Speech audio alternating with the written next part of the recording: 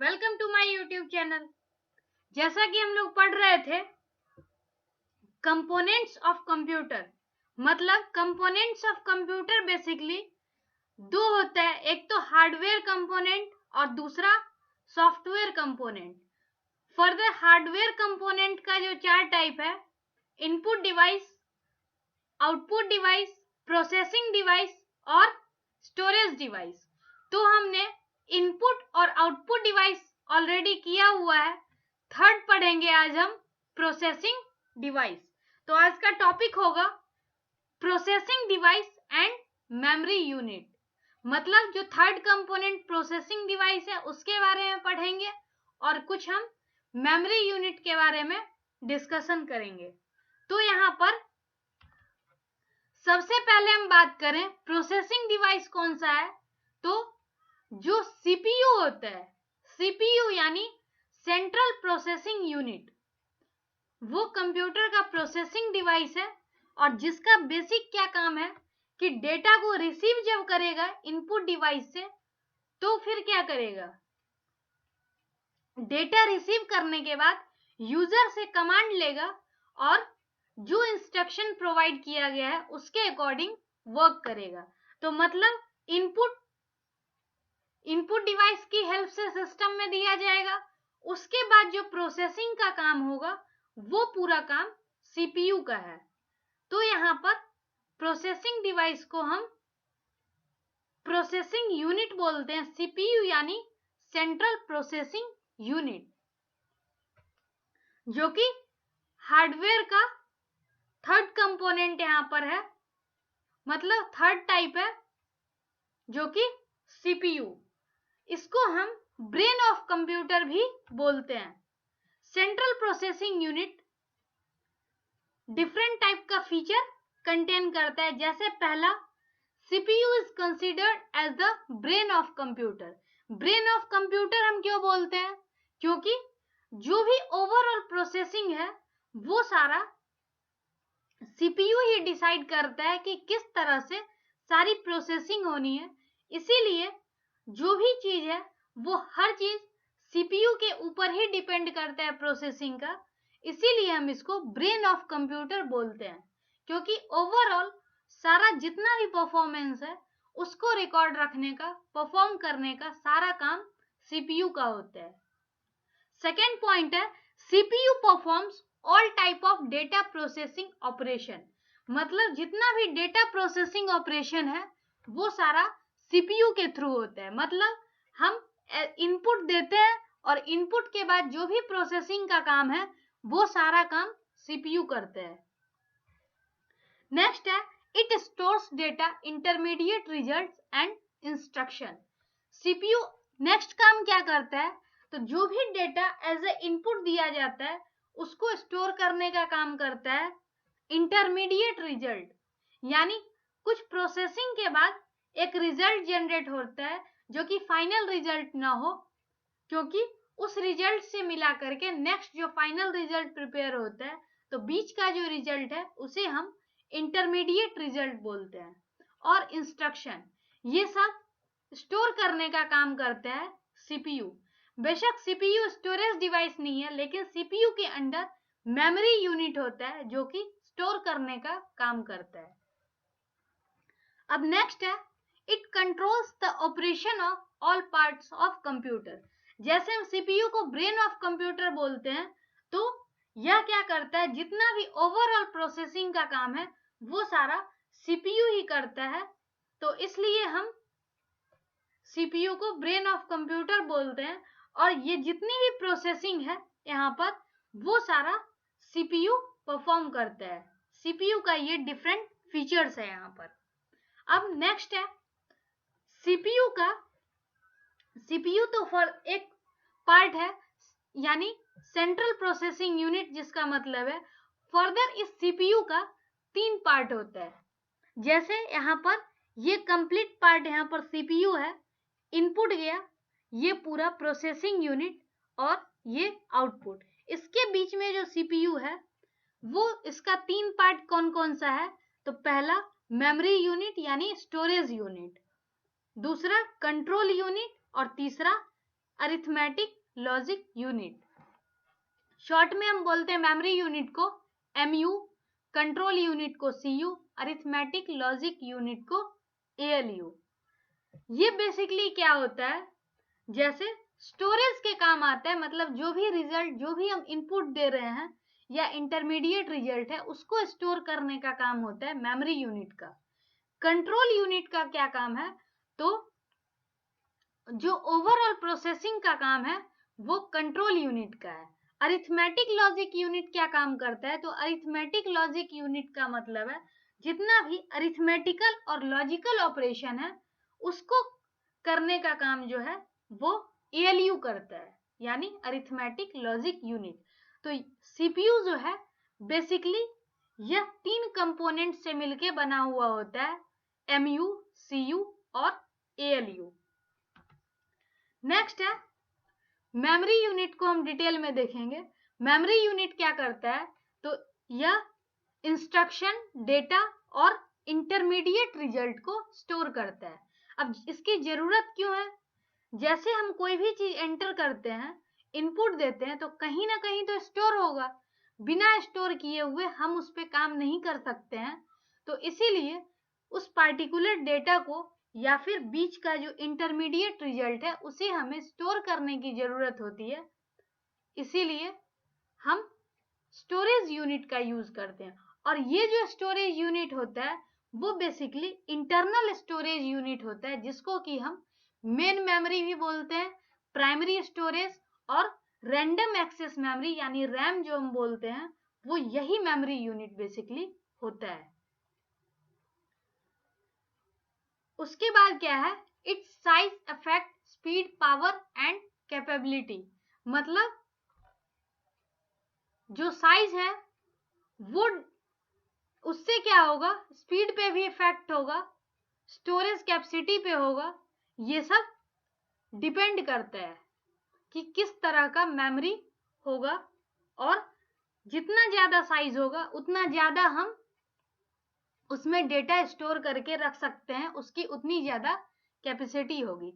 Primary memory and secondary memory are 2 types of memories in the computer.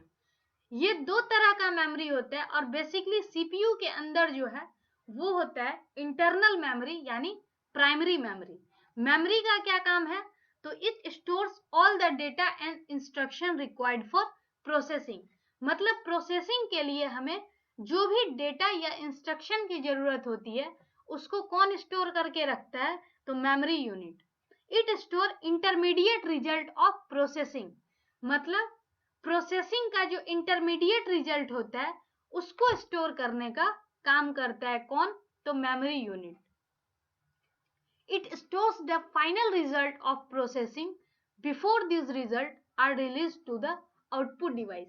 मतलब output device पे show करने से पहले फाइनल रिजल्ट जो जनरेट होता है उसको भी स्टोर करता है कौन, तो मेमोरी यूनिट।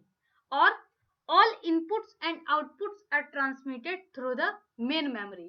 मतलब जो भी इनपुट और आउटपुट है वो कहीं ना कहीं मेन मेमोरी के थ्रू ही ट्रांसमिट होता है। मतलब अगर हम इनपुट देते हैं तो वो भी मेन मेमोरी के पास ही आता है, और मेन मेमोरी के पास से ही आउटपुट जनरेट होता है। तो ये सब काम है मेमोरी यूनिट का। तो मतलब कंट्रोल यूनिट का जो फर्स्ट पार्ट है मेमोरी यूनिट, उसका यही यूज है कि कोई भी instruction, data, intermediate result, final result, ये सब को स्टोर करने का काम करता है कौन, तो मेमोरी यूनिट। अब नेक्स्ट पार्ट देखेंगे कंट्रोल यूनिट। कंट्रोल यूनिट क्या करता है, तो this unit controls the operation of all parts of computer but does not carry out any actual data processing operation. मतलब कोई भी डेटा प्रोसेसिंग ऑपरेशन नहीं परफॉर्म करता है, लेकिन ओवरऑल कंट्रोल करने का काम किसका है, तो कंट्रोल यूनिट का है। कंट्रोल यूनिट क्या क्या करता है, तो it is responsible for controlling transfer of data and instruction among the unit of computer. मतलब डेटा और इंस्ट्रक्शन का जो फ्लो एक जगह से दूसरे जगह होता है उसको कंट्रोल करने का काम कौन करता है, तो control unit. It manage and coordinates all the units of computer. मतलब जो input unit output unit, storage unit और प्रोसेसिंग यूनिट, इस सब के बीच का जो कोऑर्डिनेशन एस्टेब्लिश करने का काम होता है वो भी कंट्रोल यूनिट ही करता है. It obtains the instruction from the memory, interpret them and direct the operation of computer. मतलब मेमोरी से यह इंस्ट्रक्शन को लेता है, उसको इंटरप्रेट करता है और फिर जो भी एक्शन होगा वो परफॉर्म करता है. नेक्स्ट पॉइंट है, it communicates with input output device for transfer of data और रिजल्ट्स फ्रॉम स्टोरेज. मतलब इनपुट डिवाइस के पास जब भी डेटा इनपुट डिवाइस से जाता है तो उसको स्टोर करता है और आउटपुट डिवाइस को फिर फाइनल रिजल्ट बनने के बाद यही मेमोरी आउटपुट डिवाइस को रिजल्ट देता है. तो इस तरह से कंट्रोल यूनिट के बीच में एक कोऑर्डिनेशन बनाता है इनपुट और output device. It does not process और स्टोर डेटा. मतलब कंट्रोल यूनिट में ओवरऑल कोई प्रोसेसिंग और डेटा स्टोरिंग की कैपेसिटी नहीं होती है. डेटा स्टोर कौन करता है? तो मेमोरी यूनिट करता है. कंट्रोल यूनिट का काम सिर्फ इतना ही है कि ओवरऑल प्रोसेसिंग का जो काम है वह कंट्रोल यूनिट करता है. अब सीपीयू का थर्ड पार्ट है arithmetic logic unit. Arithmetic logic unit को अगर हम देखें तो बेसिकली 2 पार्ट में होगा. एक तो अरिथमेटिक सेक्शन और दूसरा लॉजिक सेक्शन. अगर अरिथमेटिक सेक्शन की बात करें तो अरिथमेटिक सेक्शन क्या करेगा? तो एडिशन, सब्ट्रैक्शन, मल्टीप्लिकेशन और डिवीजन या फिर कोई भी कॉम्प्लेक्स ऑपरेशन जो भी होगा, ऑपरेशन परफॉर्म करने का सारा काम है अरिथमेटिक सेक्शन का. नेक्स्ट है लॉजिक सेक्शन. लॉजिक सेक्शन क्या करेगा? लॉजिक सेक्शन लॉजिकल एक्शन को परफॉर्म करेगा, जैसे comparison, selection, matching and merging of data. मतलब जितना भी लॉजिकल वर्क है वो लॉजिक सेक्शन करेगा और जो भी अरिथमेटिकल वर्क है, जो भी ऑपरेशन परफॉर्म करने का है वो सारा अरिथमेटिक सेक्शन करेगा. तो इस तरह से अरिथमेटिक लॉजिक यूनिट वर्क करता है. अरिथमेटिक लॉजिक यूनिट अरिथमेटिकल और लॉजिकल एक्शन दोनों ही परफॉर्म करता है. तो यह तीनों जो पार्ट था ALU, MU और CU, ये तीनों इस तरह से वर्क करता है और तीनों ही सेंट्रल प्रोसेसिंग यूनिट का पार्ट है. अब इसके बाद हम देखते हैं कि मेमोरी, आखिर हम मेमोरी में कोई भी चीज स्टोर करते हैं तो स्टोर तो कर पाएंगे, लेकिन कितना कर पाएंगे? तो उसको मेजर करने के लिए मेमोरी यूनिट होता है. मेमोरी यूनिट बेसिकली क्या है कि कितना अमाउंट ऑफ डेटा किस स्टोरेज यूनिट में हम स्टोर कर सकते हैं. तो ये डिसाइड कौन करता है? तो मेमोरी यूनिट ही बताएगा कि किस तरह से हम डेटा को मेजर कर सकते हैं. This storage capacity is expressed in terms of bite. मतलब मेमोरी यूनिट जो स्टोरेज कैपेसिटी है उसको हम किस में एक्सप्रेस करते हैं? तो बाइट में. जो सबसे स्मॉलेस्ट यूनिट होता है वो होता है बिट, यानी बाइनरी डिजिट, जो कि नंबर सिस्टम में पढ़ रहे थे, या तो 0 या फिर 1. तो वही जो सिंगल बिट होता है वो सबसे स्मॉलेस्ट मेमोरी यूनिट होता है. एक बिट का मतलब है या तो वो 0 स्टोर करेगा या फिर 1 स्टोर करेगा. Binary digit is logical 0 and 1 representing a passive or an active state of a component in electrical circuit. मतलब 1 होगा एक्टिव स्टेट है, 0 passive state. Single smallest unit जो है वो है बिट. 4 बिट के कॉम्बिनेशन को हम बोलते हैं निवल, यानी 4 बिट इक्वल टू 1 निवल. उसके बाद उससे ग्रेटर आता है बाइट. अगर 8 बाइट का ग्रुप होगा तो 1 बाइट बनेगा, यानी 1 बाइट इक्वल टू 2 निवल और 1 बाइट इक्वल टू, मतलब 1 बाइट इक्वल टू 8 बिट. तो इस तरह से हम बोल सकते हैं. A byte is smallest unit which can represent a data item और अ कैरेक्टर. मतलब बिट जो है बिट स्मॉलेस्ट मेमोरी यूनिट है, स्मॉलेस्ट मेजरमेंट यूनिट है मेमोरी के लिए, लेकिन जो बाइट है स्मॉलेस्ट यूनिट है किसी भी डेटा को रिप्रेजेंट करने के लिए। मतलब डेटा को हम सिंगल बिट में तो हम रिप्रेजेंट नहीं कर सकते, उसके लिए कुछ ना कुछ लार्ज यूनिट हमारे पास होना चाहिए, तो वो है बाइट। अब वर्ड मतलब बिट सबसे स्मॉलेस्ट, उससे ग्रेटर निबल, उससे ग्रेटर बाइट, और सबसे ग्रेटर यहाँ पर word. A computer word like a byte, a group is a group of fixed number of bit processed as unit which vary from computer to computer but it is fixed for each computer।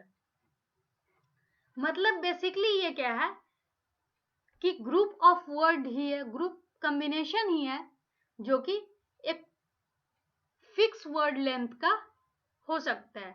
जैसे minimum कितना होगा, तो minimum वो 8 bit का हो सकता है यानी 1 बाइट, और मैक्सिमम कितना हो सकता है तो 96 byte. A computer stores the information in the form of computer words. कोई भी कंप्यूटर वर्ड्स के फॉर्म में इंफॉर्मेशन को स्टोर करके रख सकता है। तो सबसे स्मॉलेस्ट बिट और 4 bit equal to 1 nibble, 8 bit equal to 1 byte, और वर्ड जो हो सकता है वह मिनिमम 8 बिट और मैक्सिमम 96 बिट्स। तो ये होता है मेमोरी यूनिट को एक्सप्रेस करने का तरीका। अब यहाँ पर कुछ यूनिट है जो कि हाइयर स्टोरेज यूनिट है, जैसे 8 बिट इक्वल टू 1 बाइट। उसके बाद बाइट को अगर 1024 byte equal to 1 kilobyte, उससे greater 1024 KB equal to 1 MB यानी megabyte, 1024 MB equal to 1 GB यानी gigabyte, 1024 GB equal to 1 TB यानी terabyte, 1024 TB equal to 1 PB यानी पेटाबाइट। मतलब वो सारा जो बिट, निबल, बाइट ये सब स्मॉलेस्ट यूनिट है, और हाइयर स्टोरेज यूनिट जो है वो है 1024 byte equal to 1 KB, 1024 KB equal to 1 MB, 1024 MB equal to 1 GB, 1024 GB equal to 1 TB, 1024 TB equal to 1 PB। तो ये सब है स्मॉलेस्ट और smallest to highest storage unit, जो कि हम इसके फॉर्म में मेमोरी स्टोरेज यूनिट को हम मेजर करते हैं। तो ये था प्रोसेसिंग यूनिट और साथ ही मेमोरी यूनिट कि हम किस फॉर्म में मेमोरी को, स्टोरेज को हम मेजर करते हैं। तो ये थर्ड कंपोनेंट जो कि हमने पढ़ा आज, हार्डवेयर का, कंप्यूटर का थर्ड कंपोनेंट हार्डवेयर, और जिसमें कि प्रोसेसिंग डिवाइस। तो कंप्लीट अब तक क्या क्या हो चुका है, तो इनपुट यूनिट, आउटपुट यूनिट और प्रोसेसिंग यूनिट। अब नेक्स्ट क्लास में हम करने वाले हैं स्टोरेज यूनिट। स्टोरेज यूनिट के बारे में हम पढ़ेंगे कि स्टोरेज यूनिट क्या क्या होता है। तो 3 हमारा ऑलरेडी कंप्लीट है, और 4th यूनिट हम पढ़ेंगे हार्डवेयर का 4th पार्ट जो कि स्टोरेज यूनिट होगा। तो आज के लिए इतना ही। Thank you so much.